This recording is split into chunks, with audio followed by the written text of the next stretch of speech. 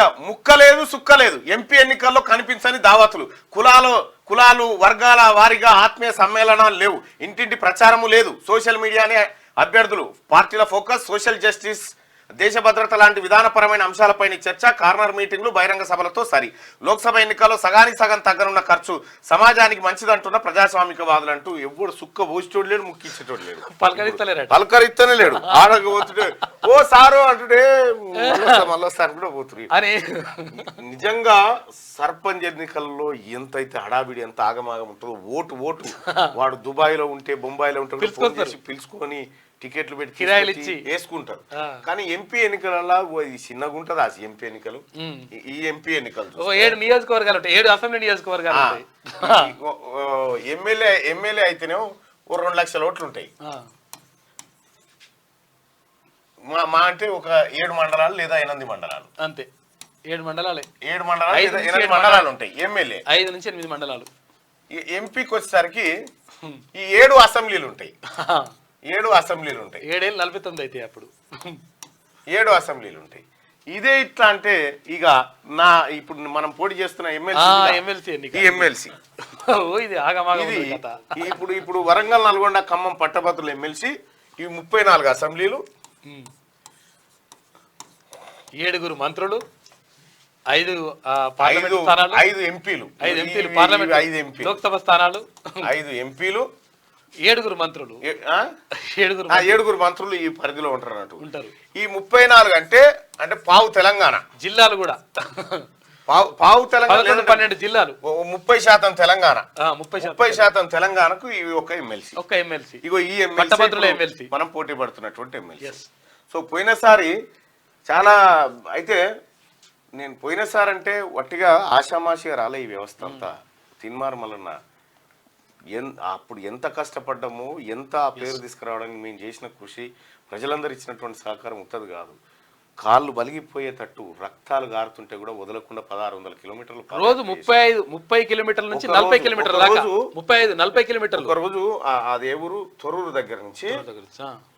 దంతాలపల్లి తొర్రూరు దగ్గర నుంచి వీడికి పాలకుర్తికి 42 కిలోమీటర్లు నడిచి 42 కిలోమీటర్లు ఒక్కటే రోజు 42 కిలోమీటర్లు అంటే మామూలుగా నడక అంటే అట్లా నడిచి అట్లా చేసి ప్రజల్ని మెప్పించి ఒప్పించి అదో పెద్ద వ్యవస్థలాగా తయారు చేస్తే ఇవాళ మనం క్యాండిడేట్ అయినాం ఈ 34 అసెంబ్లీ నియోజకవర్గాలంటే 34 మంది ఎమ్మెల్యేలు ఉంటారు ఈ 34 మందిలో ఇప్పుడు 32 కాంగ్రెస్ ఉన్నాయి అంతే 2 ఏమో బీఆర్ఎస్ ఉన్నాయి అయితే అప్పుడు మనకి ఈ బలం లేకుండే అంటే అప్పుడు కాంగ్రెస్ పార్టీ లేదు కాంగ్రెస్ పార్టీ సపరేట్గా పోటీ చేసిండే సో ఇప్పుడు మనం పోటీ చేస్తా ఉన్నాం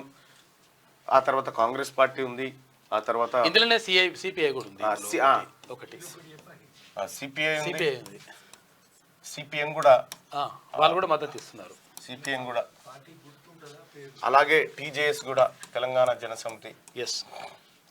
all India forward bloc already చెప్పేసింది మేము అభ్యర్థిని పెట్టట్లేదు మల్లన్న కోసం అని చెప్పి ఇవన్నీ కొంచెం కలిసి వచ్చినటువంటి అవకాశాలు అంశాలు ప్రజా సంఘాలు అట్లా అని చెప్పి మేమేం డిలే చేస్తలేము నేను గత 6 నెలల నుంచి చేయాల్సినటువంటి వర్క్ అంతా చేస్తూనే ఉన్నాం ఇగో ఇట్లా ఉంటుంది అన్నట్టు ఎమ్మెల్యేకు 2 లక్షల ఓట్లుంటే ఇప్పుడు దీన్ని బట్టి చూస్తే దాదాపు ఇది ఎంతమంది జనాభా ఉంటుంది ఇందులో అంటే 34 అంటే 34 రోడ్లు దాదాపు 1 కోటి మంది జనాభా తెలంగాణలో 1/3 అన్నట్టుగా ఒక రకంగా అయితే ఇందులో పార్టీ సింబల్ ఉండదు ఇందులో ఈ ఎన్నికల్లో పార్టీ సింబల్ ఉండదు క్యాండిడేట్ పేరు ఉంటది పేరు మీదనే జరుగుతుంది అంతే తిన్మార్ మల్లన్న అని ఉంటది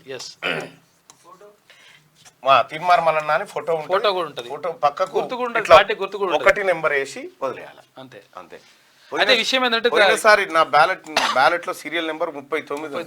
ఆ 39 కూడా వెతుక్కొని వేసారు పబ్లిక్ వాళ్ళందరికి నిజంగా వాళ్ళ కాలు మొక్కిన రుణం తీరది రైట్ గా సుక్కలేదు ముక్కలేదు ఎవడిస్తాడు ఎందుకు ఇస్తాడు అభ్యర్థులకు కూడా అర్థమైపోయింది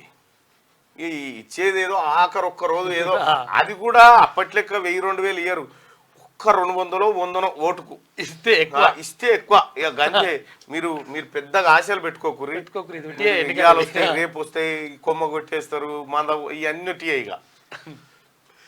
అంటే ఎన్నికలను కాస్ట్లీగా మార్చింది కేసీఆర్. ఎస్ అంత కాస్ట్లీ. నేను పోయినసారి పోటీ చేసినప్పుడు నిజంగా వాస్తవానికి కూడా ప్రజలారా ఆ రోజు